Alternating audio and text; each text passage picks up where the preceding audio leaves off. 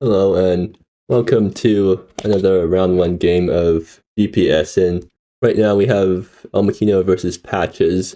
Elmikkino is on black-green EurekaTell, which is an EurekaTell deck that only runs black-green, I guess, and also runs a different suite of cheat spells than the usual four-color EurekaTell deck. Yeah, so you can see Dromir and Tyrant Tributes as some of the chaos in their hand, but no Eureka at the moment. Or no Answer Midnight's Call in that case, because Eureka isn't in the format.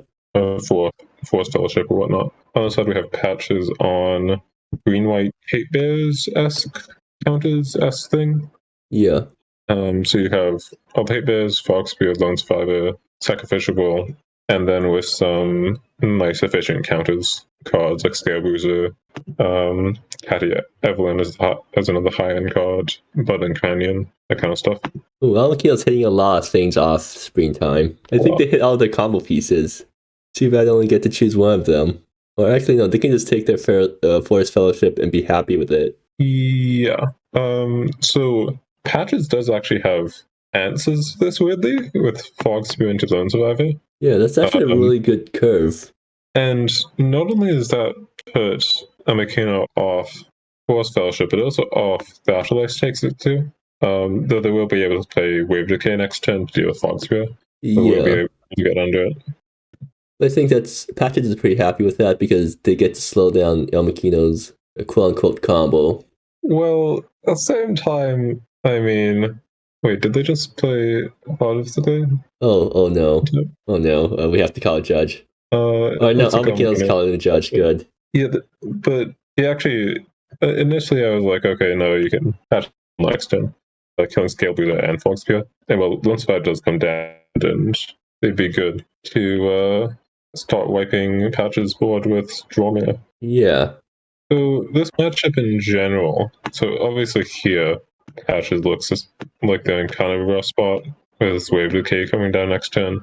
There doesn't really seem to be a way for Patches to get out of this. I don't think they have any main deck answers to Dromir. That would be an odd choice. Well, for main deck card. I mean, is there any main deck answers to Dromir that would actually fit in Patch's kind of deck? Because I don't think there is. Yeah, probably not. The first thing that comes to mind, having just played against a different green-white counters deck, is Wild Bond Aspirant giving Death Touch. Ah, I guess that works. I mean, it's very narrow, but I mean, Death Touch does kill the 10/10. Yeah. I mean, it's forced to block anyway, so Patches doesn't even have to think about whether they want to trade or not. They have to trade.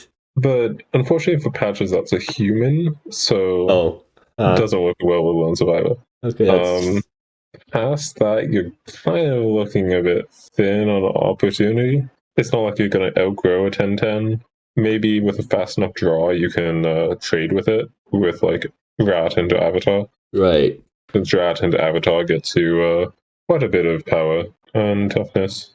So like by 10/3, they'll have a 4/4 and a 3/3. Add some Seed Trends in there, and you're getting pretty close. Yeah, but then, I think the judge card's been resolved, and so it seems like the Heart of the Glade is staying in play, which means that Force Fellowship will cause some more immediate damage. Seems kind of unlikely that it would matter in the end, except if elmikkino gets incredibly unlucky, drawing like all of their baddies as opposed to any lands or interaction. But still rough. Yeah. Well, either way, so Patches skips their turn 2, and they're just talking a bit before we get to see elmikkino wrap up the game, I guess. So I think what would really swing this game is if Patches are on the play. Right. And provided they didn't misread Heart of the Glade as well, since that would mean they could get Fog Spear down, which means elmikkino could not Springtime, and then they get Lone Survivor down, elmikkino still can't Springtime. Yeah, the Hatebears curve. Absolutely brutal against spell decks when your opponent's on the play. So this is a pretty easy Forest Fellowship here, right? I guess elmikkino puts in Tyrant Tributes, probably. It seems like you just put in Dromir here. The Tyrant probably wins as well, but Dromir seems more immediate. Tyrant, maybe there's a chance. I mean, it's rounded down. No, rounded up, sorry. So, like, maybe there's some weird case where Tyrant is outraced by a rat and an avatar or something. Well, Patches isn't even going to think about it. They're just going to scoop. Yeah, Jormia is definitely one of the patches cannot beat. I went maybe answerable. Well, anyway, so let's look at the sideboards then. Yeah, so I think probably most relevantly is Patches' sideboard, which doesn't actually have anything for this matchup, unfortunately. Oof. No, Zakir doesn't even do anything. I Yeah, mean, Magister of Impotence kind of deal with Crane, kind of, but that seems maybe a bit narrow. is there anything in Patches colors that would help them with this matchup? I mean, there is non-creature spells, but Fade. like Um, they're also playing Hatebears, so like I don't think they want to run non-creature spells in this deck. yeah, not really. I mean, maybe you could argue for the fourth Tau. I think all the other hate bears are humans beyond like Tau, Fox, Spear, Lonzo. Yeah. So definitely can't go deeper into that. I feel like in general this should be a alright matchup for Patches, except if with the exception of elmikkino's hate for Patches deck, with as we saw Wave Decay. I guess that's why elmikkino runs Wave Decay, and they can afford to run it because they're only in green-black. Yeah, I think Wave Decay is a good meta call here. On the other side, elmikkino probably gets Pith Wilt as a clean answer Lone Survivor. Yeah. Valdez, maybe? Valdez seems a bit on the slow side. Singularity's Grasp? I guess that's too small, because... Yeah. Trying to Singularity's Grasp the Fog Spear is kind of difficult. That needs 5 mana, and then, let alone a Lone Survivor, which needs 8. Yeah. No, Prior Inquiry is also too slow, right? Probably, yeah. Maybe you could argue for Valdez or Prior Inquiry on the play, but on the draw, it definitely feels too slow. Actually, maybe you could argue that Valdez naming high might be worthwhile. Yeah. But at the same time, what is elmikkino deciding out for it? I'm not sure if anything's really bad here. Maybe Crane. Horrific Progenitor, maybe? Like, that thing's a bit slow. True. Though it also probably wins, regardless of it being slow. Yeah, but, like, do you really need that many cheat targets? I guess you do, because you need to find both pieces. Yeah, I'm not sure what the numbers are for cheap targets that elmikkino needs. Well, it seems like both players have started the game. I'm still waiting on them to mulligan. Passes gets to be on the play. I guess they're just confirming this time to make sure that they're not committing any more game rule violations. Being on the play is definitely a huge advantage in this matchup. Being able to get your Fog Spears down under elmikkino's removal is really big, as we saw in that game 1, where if Patches were on the play, they'd probably cleanly win, provided they didn't mess up the Heart Blade. Well, both players keep, so Patches has turn 1 drop into turn 2 Fog Spear into turn 3. Oh wait, never mind, they can't turn 3 to Planeswalker. Yeah, Katie Evelyn not working very well, so Fog Spear is a bit annoying here. They said lead off on Rigid Thicket. I guess it doesn't really matter because life doesn't matter in this matchup. Seems pretty minor. So elmikkino has, they're not going to be able to turn 2 Screen Time, which is pretty good for Patches. Yeah, and it's, I guess, what's Wave Decay going to be able to get big enough? No. So where's the Shrine needs to fetch a green source? Well, no, green can pay for attacks on Wave of Decay. That is true. Patches draws another land. Maybe Patches should have played turn 1 Primal Ruffian. Yeah, maybe. Because that thing requires an attack to become active. Because this Everdying Rat seems a bit stunted without a good draw off the top. Still a reasonable clock, considering elmikkino has no playable cards next turn. Yeah. I suppose they could technically Wave Decay for 0, but... Well, they're going to just play out 2 swamps. Well, if Patches can draw an attack piece next turn, then I think they probably have the game in the bag. I'm not even sure if it needs to be next turn, because this Wave Decay isn't answering this board on the next one either. Well, elmikkino gets to play Springtime next turn. I guess that is true. And then all they have to do is top deck another land, and they can start EurekaTelling stuff. I think Budding Companion probably steals it. Patches can go Budding Companion, Primal Ruffian next turn, Caddy Evelyn on the Ruffian and the Companion. Right. Companion flips, Ruffian goes above to the board, and I think that's lethal. Probably. I'm just going to assume it's lethal. I mean, if it's not lethal, then elmikkino needs to win there and then, or else they lose, so... Yeah, but the thing is that they need to... elmikkino, without a really excellent top deck, okay, that's not legal. Oof, and then the game rule violation. So I guess I should just probably count up whether it's lethal on the next turn or not. So here you go Primal Ruffian, Budding Companion, and then you go attack 4, elmikkino's at 14, next turn Caddy Evelyn with paying properly this time with the fourth land. Boss of the companion, so companion will experience into an 8/6. Ruffian will be a 3/4 after experience, which means Ruffian's dealing 3, companion's dealing 9, and the rest of the board's dealing 6. So that's 18. Did it just crash? I think so. Did they also get disconnected? So does elmikkino has any possible outs here? Descend the helpless on the Promio Ruffian. Okay, cockroach crash for everyone. Good. Next turn, because they're still in the Fox Bureau. Wait, are you just recalling the board from memory or whatever? I mean, it's not that complex a board, right? Yeah, I have really bad memory. But the only thing that elmikkino can cast is Descend the Hopeless, which wasn't in the hand. You ever game violation so hard that the server stops existing. And if they cast that, then they can't Springtime. So they can't do anything besides cast another top deck Descend on the Helpless. I guess if they hit Descend the land, no, that wouldn't save them either. Because Descend puts them at like 2 or something. Yeah. So it looks pretty cleared up from where we're looking. I guess Pronouncer Preserves might be an out, since that will give elmikkino the additional mana to get past the Fog Spear on turn 4, and also make 2 Trump blockers. I guess. Wait, does Budding Companion's flip have trample? Yeah, reach trample. But you can trump the rat and the ruffian. So you're taking like 12 down to like 2 again. They have an afterlife. The afterlife takes its due.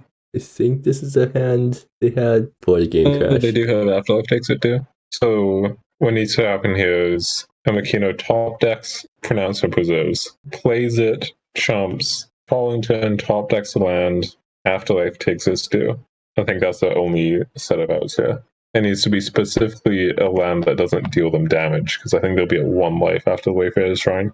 And that's like 2 of their lands after they fetch. Yeah, so elmikkino I think needs specifically to draw a 4 of and then like a 2 of, and to have a chance at the game.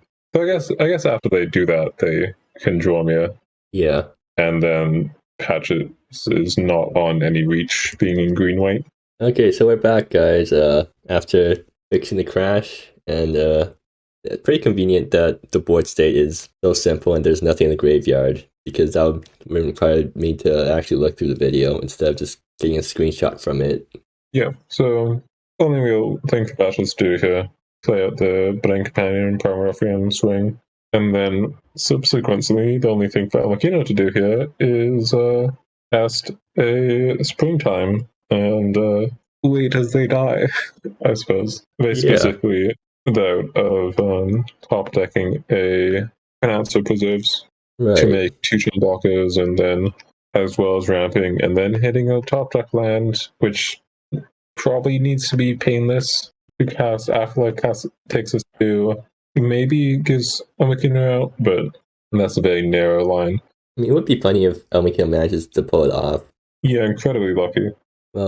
And just to like put on emphasis on how specific this set of draws would need to be from elmikkino, assuming that I'm doing the counting right, and the blocks after the Wayfarer Shrine will put them to 1. They need specifically to draw 451, and then subsequently they will have to draw a 2 of 50. And that's 1 of 25, 4%. So about 8% for Procure, which is like sub 0.1%, I think. Right. It's possible, certainly. Crazier things have happened, but it's certainly a outside possibility. Yeah. Okay, after talking or doing this with theory crafting, we can finally see Patches actually make the play that we've been talking about. Yeah, hopefully they'll not manage to make any more accidents happen. That'd be a tragic way to lose the match. I mean, if they're going to lose to game mode violations, at least do it on round 1 instead of during the semifinals. Or was it the quarterfinals? What's to say that you can't do both? Oh yeah, because you can just keep stacking up game mode violations. Yeah. So, Prime Ruffian Budding Companion, only real thing to do there. And that is not a Procure Preserves. So it looks like elmikkino is a bit out of luck. Although elmikkino might have not realized it just yet. They will cost. The catch that cost 1 more. Yeah. Oof. Exactly what they didn't need. Oh yeah, and that just puts them Oh, I guess it doesn't matter here. Either it was done on board, but Elmikkino just going the extra mile yeah, I using guess two colors. they don't know that Patches has a land, but there's that kind of outside chance that Patches has no land, and then they top deck a land, and then they can wrath. But Patches does have a land, Yep. and we get to see the satisfying crunch of elmikkino hitting the floor under Flourishing Companion. I guess Patches is making doubly sure that they're not messing anything else up before they play Caddy. Yep, best to be extra careful now. Actually, what's the most number of game mode violations someone can get in a GP? Now I think about it. Didn't we calculate it like what 2 plus number of rounds or something?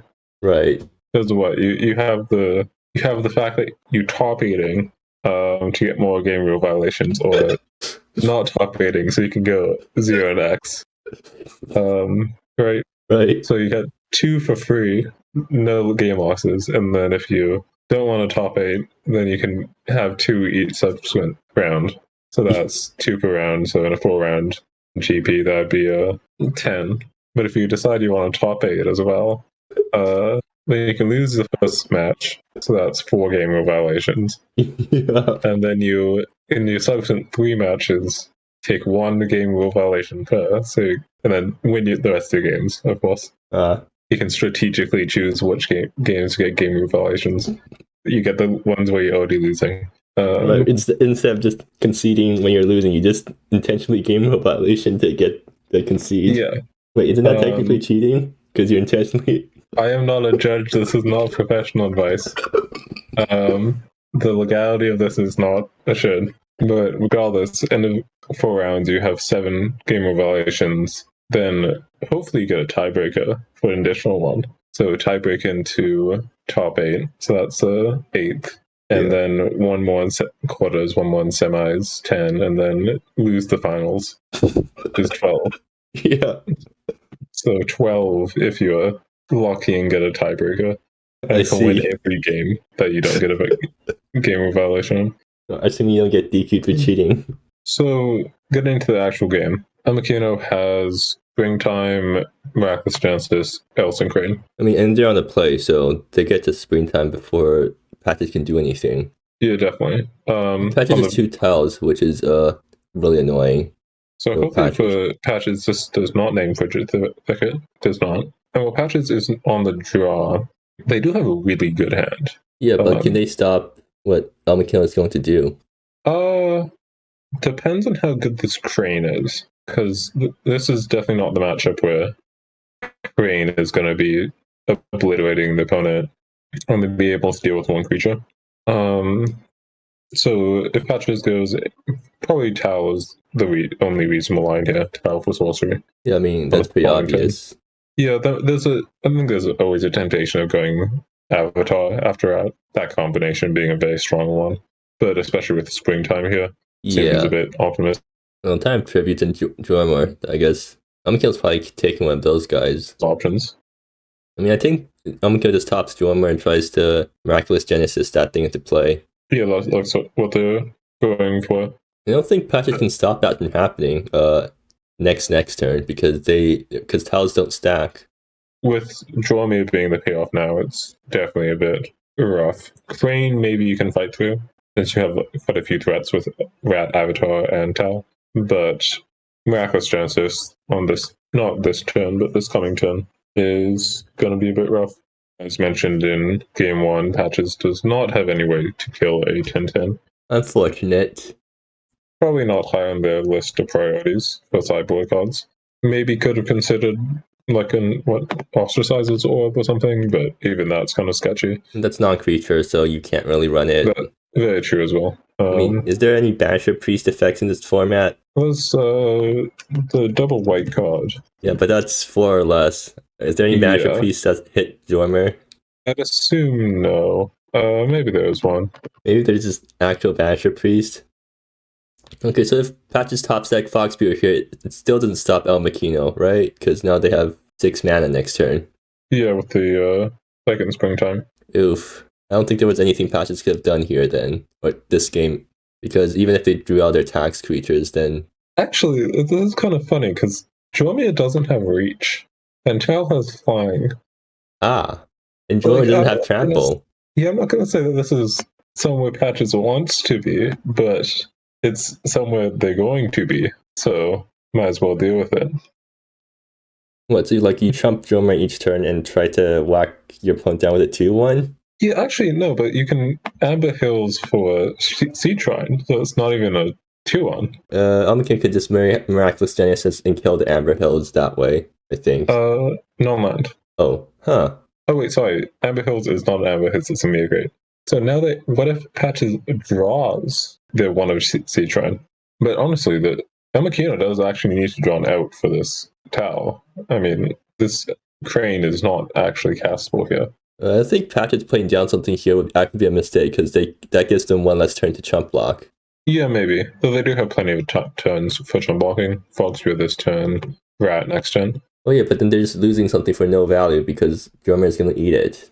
Yeah, probably. And there's kind of the outside case of if this was a Crane. I mean, it's probably not. Oh, it's starting with you, so Patches gets to see what elmikkino puts down. Yeah, in that case, now that Patches knows it's Dromia, there's no kind of what if it was actually Tyrant attributes or whatnot. But does Patches recognize that their game plan is now just swing with Tau and chump block Dromir? Well, I mean, as long as they don't concede here, and I mean, I think that's I personally would feel pretty strong urge to concede after facing a Dromir with no answers. The Patches actually makes the right play and refuses to drop anything. Yeah. And now that Foxspear is dead, they can play Caddy if they top deck it, and that would put counters on Tau, right?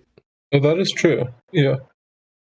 So actually, I think the biggest thing here is to not get the third game evaluation. Decides to scoop, unfortunately. Oof. We will not see Tau going the distance. Well, I mean, I feel like it's a very low percentage chance, right? Is it though? Like elmikkino needs an out. The out is just hoping that Patches doesn't win or doesn't draw any ways above the Tau in 5 turns, I guess. Well, the thing is that Patches has 4 chump blockers, so that's 4 turns for Tau to do work. And elmikkino is dropping down to 8 this turn, and then 4 chump blockers, so that's lethal. They don't need to draw anything more. elmikkino can just draw something else. But what are they drawing? They're drawing Wave Decay, I guess? Wave Decay, Wave Decay or Descend the Helper seems like the only else. Except if, I guess, Afterlife takes its due in its worst case. Or just another creature. Yeah, I guess, did they have red mana to Hawk's Tyrant? I don't think so. Oh yeah, they don't. They definitely don't have red and blue for Crane. Right. Huh. Well, either ways, what a tumultuous set of games. Yeah, that was a very interesting match where we had... Actually, maybe it's not an interesting match, more so just displaying how important being on the play and being the draws. Yeah. Maybe if the second Tau was a lone survivor? Or, no, that still wouldn't change anything. Okay, so it seems like elmikkino that can just fight through those Hatebears by ramping over them. Well, we couldn't see the ending of whether it could fight through Tau, the ultimate Hatebear, by hitting out your life total. Yeah. The best Hatebear is actually Hugo, because it hates out your life total very quickly. Right. But yeah, I think we've already said everything that we wanted to say about this game, so yeah. We'll end it here.